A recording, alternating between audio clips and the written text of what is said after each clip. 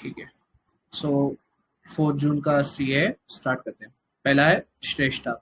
सो श्रेष्ठा को लेके क्या है कि अभी recently ministry of social justice important है, ये स्कीम है S C S T students के लिए, स्पेसिफिकली एस सी के लिए। हाउएवर इस स्कीम को लॉन्च किसने करा है? मिनिस्ट्री ऑफ सोशल जस्टिस ने। ठीक है, सो पहला इंपॉर्टेंट पॉइंट है ये। सेकंड, ये स्कीम है श्रेष्ठा। तो इसमें क्या हो रहा है? Residential education, that is your education और इन बोर्डिंग स्कूल्स। ठीक है, तो जो बोर्डिंग स्कूल्स है उसके फाइनेस्ट रेप्यूटेड स्कूल्स को सिलेक्ट करेंगे और वहां पे एससी स्टूडेंट्स की पढ़ाई होगी, which would be free and it would be from class 9 to class 12। ठीक है, तो सीनियर सेकेंडरी एजुकेशन को टारगेट कर रहे हैं। नाउ ये जो स्टूडेंट्स है, these are going to be selected through national entrance test for Shreshta और NETS by NTA and these students would be admitted in best private residential schools. Objective क्या है? To enhance the reach of the development initiative of the government. Second, fill gap in service deprived SC's dominant areas. ठीक है, तो हमें पता है कि generally जैसे इंदौर है, राइट? हाँ, तो इंदौर से दूर है काफी महू, जहाँ पे हायर एससी पॉपुलेशन है, राइट? सो बिकॉज ये जो गैप हो रहा है, इसलिए सबसे बेटर क्या है, instead of going to build this heavy infrastructure connecting these two cities, better है रेसिडेंशियल स्कूल्स में ही स्टूडेंट्स का एडमिशन करा दिया जाए। ठीक है, so this would be the gap filling being promised in this particular scheme. Third है environment for socio-economic upliftment and finally access to high quality education to bright SC students. Eligibility क्या है? So 2.5 lakh per annum से कम preference इसमें है, अगर 1 लाख से भी कम income है तो। सेकेंड, अगर फिजिकल डिसेबिलिटी है सो उन स्टूडेंट्स को भी प्रेफरेंस दिया जाएगा। स्कूल कौन कौन से सिलेक्ट होंगे? सो 5 साल से ज्यादा उन रेसिडेंशियल स्कूल्स या बोर्डिंग स्कूल्स का टाइम होना चाहिए।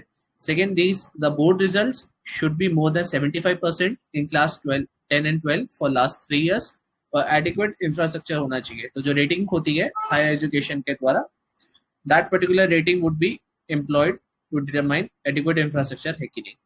इश्यूज का इसमें तो 3 आई है। पहला, आइडेंटिटी। सी, ये जो स्टूडेंट्स एडमिट होंगे एससी के, they are coming from a cultural background, right? तो जो एक रेसिडेंशियल स्कूल में या बोर्डिंग स्कूल में सबसे बड़ी प्रॉब्लम होती है इन ग्रुपिंग की, right?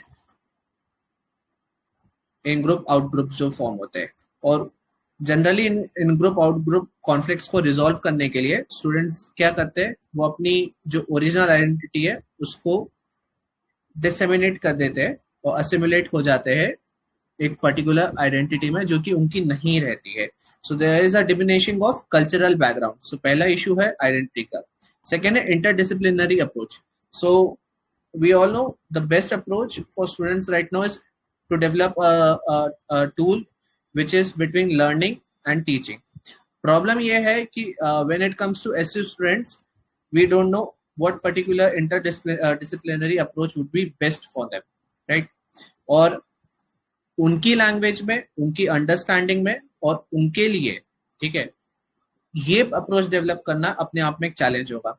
And finally we have integration, one of the major problem. Again ये इन ग्रुप आउट ग्रुप से रिलेटेड ही है, where students will be finding difficulties in their initial years, right, to get integrated in these boarding schools. And क्योंकि वो time delay होगा, this time delay may lead to their loss of education in 9th and 10th class. ठीक है, implementing agency क्या है? तो सबसे अच्छी बात यह है कि ये सिविल सोसाइटी बेस्ड है। सो मोड 2 जो है वो वॉलंटरी ऑर्गेनाइजेशन, एनजीओ या अदर ऑर्गेनाइजेशन पार्टिसिपेट करेगा विद स्कूल, हैंड होल्डिंग होगा इसमें। और फर्स्ट है डिस्ट्रिक्ट एडमिनिस्ट्रेशन, जो लॉटरी टिकट्स निकलते हैं एक्सेट्रा। ठीक है, उसके बाद है अगला। सो अभी सुप्रीम कोर्ट ने एक मैंडेट निकाला है कि जो ESGs है, which are notified under environment protection act 1986, ठीक है, इसकी विथ मिनिमम 1 किलोमीटर होनी चाहिए, राइट? सो इसका मतलब क्या है? The issue is that some states were trying to develop their cities, towns, villages in the ESG. Kerala में फॉर एग्जाम्पल वायनाड सेंचुरी है, उसकी ESD is around 5 kilometres, right. So जो नियर बाई टाउन्स है वो लोग एंक्रोच कर रहे हैं अगर उनका डेवलपमेंट स्टार्ट करेंगे तो। सो जो ग्राउंड लेवल या ग्राउंड ग्रास रूट डेवलपमेंट है वो कहीं ना कहीं हिंडर हो रहा है। सो सुप्रीम कोर्ट ने डायरेक्टिव निकाला है that minimum width of an ESD which is near a protected wildlife biodiversity has to be of 1 kilometer radius। फायदा क्या क्या होगा? फर्स्ट, कोई परमानेंट स्ट्रक्चर और माइनिंग तो इसमें बिल्ड हो नहीं रहा है ना, तो जो छोटी मोटी एक्टिविटीज पहले से चल रही है वो चलती रहेगी। Second, activities currently going on ESD limits can continue only with the permission of chief conservator of forest. So there would be a EIA by chief conservator whether the activities that are being taken right now are permissible after 1 kilometer established होगा। And the third is it can be diluted। So ये जो 5 kilometers है now it could be diluted to 1 kilometer, ठीक है। So जो 4 kilometers की extra width मिल रही है this would be in interest of public, right। So अगर overwhelming public interest है तभी ESD dilute हो सकता है, ठीक है। सो एक पर्टिकुलर केस है इसमें 2006 का जिसपे ESD डिक्लेरेशन को लेके था, सुप्रीम कोर्ट ने उसी को वापस से रीड करा है and now this particular new guideline has come. So इसमें इश्यूज में उन्होंने ब्रीफली मेंशन करा है why this minimum width is a good step, because there was a negative impact on people's livelihood. For example, जैसे ही गोवा में century develop हुई उसके अराउंड ESD डेवलप हुआ which was more than 1 kilometre, affecting mining activities in Goa, ultimately affecting the livelihoods of people engaged in mining। Second, limit state government revenues, ठीक है। सो जो state government अभी स्पेशली डेब्ट उनका अच्छा खासा ऊपर जा रहा है ना, and the final wait 10 lie on center too, right। So to resolve this particular issue, this particular step will be aiding in increasing the state government revenues। अगला, तो पूरी जगन्नाथ टेम्पल को लेके है, ज्यादा कुछ नहीं इसमें। एक इंपॉर्टेंट बात यह है कि these structures which are under ASI है ना, इसके रेगुलेशन के लिए एक्ट भी है। कौन सा? Ancient monuments and archaeological sites and remains AMASR act 1958, ठीक है। कुछ ज्यादा खास नहीं है इसमें, पूरी जगन्नाथ के बारे में एक बार स्किम थ्रू कर लेना, अभी इसको थोड़ा सा स्किप करते हैं। अगला चलते हैं। सो PIL को लेके है, सुप्रीम कोर्ट को ऑब्जेक्शन है कि बहुत PILs लग रही है जिसमें से ज्यादातर कोर्ट टाइम खा रही है and there is no utility of these PILs, ठीक है। इसमें इंपॉर्टेंट क्या है, एक 5 पॉइंट चेक दिया है सुप्रीम कोर्ट ने कौन कौन सी PIL एडमिसिबल है उसके लिए। पहला, ensuring the petition involves issue of large public interest। Second, checking the correctness of the contents। Third, ensuring there is no personal gain, right। इसमें उन्होंने एग्जांपल दिया है कि हाउ एक प्रॉक्सी लिटिगेशन हुआ था बाय राइवल ग्रुप्स, ठीक है। एस्बेस्टॉस की एक फैक्ट्री सेटअप हो रही थी, उसको रोकने के लिए राइवल ग्रुप्स ने प्रॉक्सी लिटिगेशन लगाई, राइट। एक थर्ड पर्सन को बोला कि आप हमारी तरफ से लगा दो, and this halted the activities of STBS और ultimately affecting our defence capabilities, right. So supreme court ने बोला एक मेजर पॉइंट है ये चेक करना है कि कोई प्राइवेट मोटिव तो नहीं। The fourth point is verifying the credentials of the petitioner. Sorry, verifying the credentials of the petitioner before entertaining the plea, ठीक है। तो RTI एक्टिविस्ट है कि नहीं, या फर्स्ट टाइम RTI एक्टिविस्ट है तो फिर पता करना पड़ेगा कुछ मोटिव तो नहीं। And finally, ensuring that it is aimed at redressal of genuine public harm or public injury, right। So जैसे यही इशू है एस्बेस्टॉस का, एक जनरल पब्लिक इंटरेस्ट में उसने लगा तो दी but there was no specificity. तो सुप्रीम कोर्ट का कहना है कि the fifth point about filing an PIL should be there should be a specific public interest or public injury being caused and that should be brought up in PIL। तो ये 5 point check था PIL के लिए, ठीक है। अब उसके अलावा अगला है Stockholm +50 conference. So we know 1972 में first UN conference on human environment हुआ था, 50 इयर्स हो गए। मेंस के लिए इंपॉर्टेंट है ना, प्रीलिम्स के लिए उतना इंपॉर्टेंट नहीं, एक बार स्किम थ्रू कर लेना। आगे चलते हैं। सो रिसेंटली दिल्ली हाईकोर्ट ने बोला कि national sports development code of India, इस पर्टिकुलर कोड को जो भी स्पोर्ट बॉडीज फॉलो नहीं कर रही है उनको अलाउ नहीं करना चाहिए फंक्शनिंग के लिए एनीमोर, एंड उनके ग्रांट्स फंड्स और पेट्रोनेज वापस ले लेने चाहिए सेंटर को, ठीक है। NSCI क्या है? So this was a particular ordinance जो बाद में एक्ट बन गया, विच बेसिकली सेज कि जो जो निकाले गए हैं छोटे छोटे ऑर्डर्स, ठीक है, उनको कलेक्ट करके अब एक एक्ट के तहत बोला जाएगा, right. So it is an ever evolving process. हर साल गवर्नमेंट कुछ निकालेगी, हर साल कुछ कुछ होता रहेगा। इसमें एक इशू था अमूल का, जिसके बाद गवर्नमेंट ने बोला था कि इनफैक्ट जो प्रमोशन एक्टिविटीज है, मार्केटिंग एक्टिविटीज है, अगर वो किसी स्पोर्ट बॉडी ले रही है, अल्टीमेटली वो ही रिस्पॉन्सिबल होगी उस पर्टिकुलर एड से कॉज होने वाले डिसहार्मनी या जो भी सोशल इश्यू हो रहा है उसके लिए, ठीक है। इसमें एक एनएसएफ के बारे में देखे रखा है कि क्या क्या इश्यू है।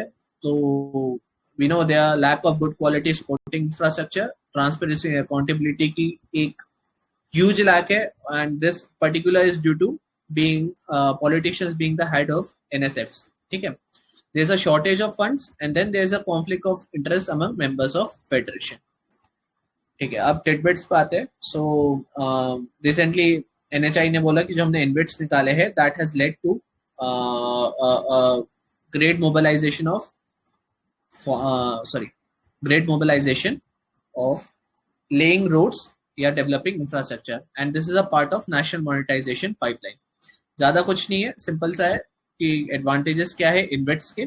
इनविट्स रेगुलेट कौन करता है? तो सेबी करता है, and other than that surety bonds जो हमने इस साल इकोनॉमिक सर्वे में देखा है, ठीक है। अगले आते उड़ान पे। तो उड़ान में क्या हुआ? उड़ान में कुछ नया नहीं आया है, बट इंडियन एयरफोर्स ने क्या करा है, अपने 7 लोकेशंस दे दिए हैं एआई को to operate civil flights under the regional connectivity scheme of UDAN. This is the only thing, ठीक है। ये क्यों लिया गया है? सो अल्ट्रुइज्म टू आर्ग्यूमेंट, ठीक है, अल्ट्रुइज्म टू आर्ग्यूमेंट। क्या हुआ? गंगा ऑपरेशन हुआ था, there were number of operations being held by government when covid struck, right. और यूक्रेन का जब इश्यू हुआ तब भी हम लोगों ने काफी सारी फ्लाइट्स भेजी। सो जो प्राइवेट प्लेयर्स थे उन्होंने काफी काफी सपोर्ट करा गवर्नमेंट को on the account of altruism, ठीक है, कि फ्लाइट्स प्रोवाइड कराई उन्होंने, एंड टू एंड कनेक्टिविटी के लिए कोशिश करी, द पायलट्स जो करना था, स्टाफ अरेंज करना था, वो सारा करा। हाउएवर हुआ ये कि उसकी पेमेंट अभी तक नहीं हुई है। So they are in a crunch, financial crunch. तो उसी को लेकर अभी गवर्नमेंट ने एक तरीके से निकाला है कि आर्ग्यूमेंट वाली स्टेज ही ना आए, उसके पहले रिजॉल्व हो। More number of locations, more number of connectivity, more number of airplanes, and this will lead to better airline operations या एविएशन सेक्टर की फाइनेंशियल कैपेसिटी, ठीक है। अगला है ओडीआई। ये थोड़ा सा कॉम्प्लेक्स इशू है, इसको अपन आज नहीं करते क्योंकि 4-5 मिनट ही बचे हुए 9:30 में, ठीक है। ये कल अपन सबसे पहले देख लेंगे। आगे स्वच्छ तीर्थ। सो मिनिस्ट्री ऑफ हाउसिंग अफेयर्स ने उत्तराखंड, जम्मू एंड कश्मीर, ओडिशा को बोला है कि हाई लेवल्स ऑफ क्लीनलीनेस रखे अपनी यात्रास में, ठीक है। एक्सीडेंट होने दो, ठीक है, कल कल शायद एक एक्सीडेंट हो गया, तो एक्सीडेंट होने दो पर स्वच्छता जरूर रखो।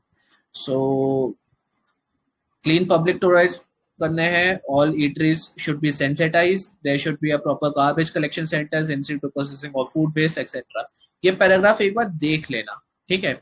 These are good points to remember about any public place to be clean, ठीक है। अगला चलते हैं सागरमाला यंग प्रोफेशनल स्कीम। तो इसमें बीटेक, बीएससी, ये सारे लोग अप्लाई कर सकते हैं। अगर आप एमबीए ग्रेजुएट हो तो और अच्छी बात। और इन तीनों में से किसी के पास अगर 3 साल का वर्किंग एक्सपीरियंस है तो उसके लिए सबसे बेस्ट है SYP स्कीम, ठीक है। तो ये है क्या? बेसिकली सागरमाला जो हमारा एम्बिशियस नेशनल इनिशिएटिव है, अब उसको थोड़ा सा और पुश करना है। सो उसके एक पॉजिटिव पुश के लिए क्या कर रहे हैं? We are appointing 25 young professionals, है ना, for 2 years, which have to give a high quality input in areas of infrastructure, data analysis, project management, right। जैसे फरक्का है, वहां पे सिल्टिंग को कैसे रिमूव करना है, कैसे उसको और एफिशिएंसी बढ़ानी है। सो इस तरह के जो हाई क्वालिटी इनपुट्स है, इसको लेने के लिए 25 young professionals would be hired for 2 years। If the suggestions work out या उनका परफॉर्मेंस अच्छा होता है, एक्सटेंडेबल टू 2 more years, ठीक है। अपन सब लोग अप्लाई कर सकते हैं इसमें, हालांकि इसमें भी प्रेफरेंशियल ऑर्डर है, राइट। सो 3 ईयर वाले को ज्यादा देंगे, एमबीए वाले को बहुत ज्यादा देंगे, बीटेक वाले को थोड़ा सा कम देगा, इसको करना हो तो कर लेना। अच्छा, ठीक है। अगला है tracking SDG 7, the energy process report. तो जॉइंट रिपोर्ट है world bank, WHO, UNST, IA, IRENA की, ठीक है। इसके बारे में थोड़ा सा और डिस्कस करते हैं, पर अभी छोड़ देते हैं। इंपॉर्टेंट क्या है, 2020 तक 91% वर्ल्ड पॉपुलेशन के पास एक्सेस था इलेक्ट्रिसिटी के लिए। हाउएवर जो कोरोना स्ट्रक आया है, सिंडेमिक हुआ है या पेंडेमिक हुआ है, उस कारण से अब हम 2030 तक सिर्फ 92% इलेक्ट्रिफिकेशन अचीव कर पाएंगे। Second, renewable shares need to be over 30% of energy consumption by 2030 for reaching net zero energy emissions by 2050. ये एक important fact है ना? So, for example, in India, large hydro power projects are considered renewable. बाहर पे वो नहीं है now, ठीक है?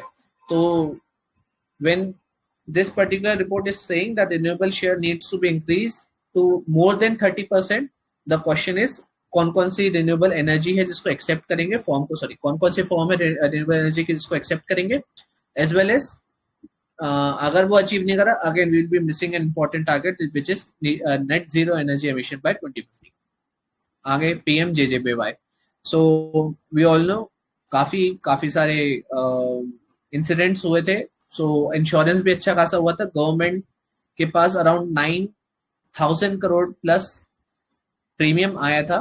एंड इस सिंडामेक में फाइनली गवर्नमेंट ने more than 14,000 plus crore release करे हैं इंश्योरेंस में, राइट। तो उसी को मायने रखते हुए गवर्नमेंट ने अभी क्या करा है, उन्होंने एक छोटी सी चीज करी, उन्होंने जो कैपिटल रिक्वायर था इंश्योरेंस कंपनी से उसको रिड्यूस कर दिया है 50%। सो it is kind of an initiative और नज सो दैट जो इंश्योरेंस कंपनी है वो PMJJBY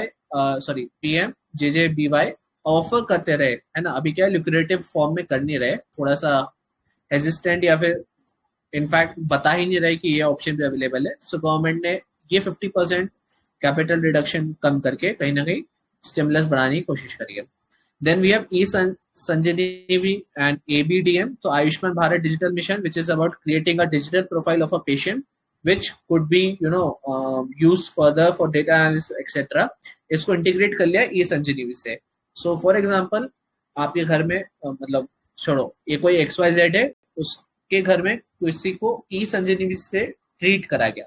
सो जो पर्टिकुलर पूरी प्रोसेस है, जो पूरा टेलीमेडिसिन सर्विस एम्प्लॉय करी गई है, तो उससे रिलेटेड जितना भी डेटा है वो ABDM में अब डायरेक्टली ट्रांसफर हो जाएगा। This would lead to a better creation of specific health record and वही है आयुष भारत डिजिटल मिशन के अंदर जो हमारा एम है to bridge the gaps in existing digital health solution stake holders in India, that would be achieve.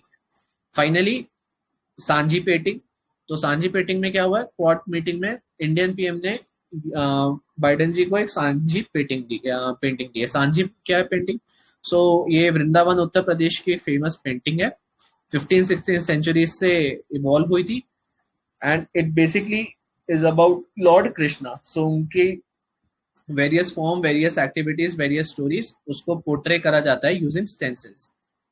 अब सांझी क्यों है, बिकॉज इसका कहीं ना कहीं फॉर्मेट थोड़ा सा शाम या थोड़ा सा डल है, राइट। सो एक डस्क सॉर्ट ऑफ फॉर्मेट है, तो सांझ और dusk is the root of Sanji and this is related to the practice of making rangolis in temples at dusk, ठीक है। सो आज इतना ही था। अब इसके बाद UPPSC वाले ग्रुप में संजय सर ने स्टार्ट कर